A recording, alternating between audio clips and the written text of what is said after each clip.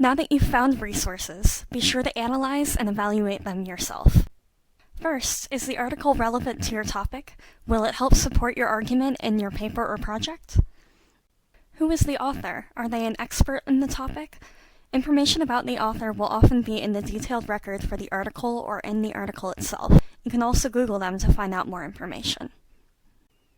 Who published the article? Is it a news source? An academic journal? A nonprofit organization? A for-profit company? It's important to see where the article is getting its information. What articles does this article reference? Is the information presented in a biased or opinionated way? Is the article trying to persuade you of something or sell you something, or is it just trying to inform you? The best way to check the information presented is to look at what other sources are saying about the same information.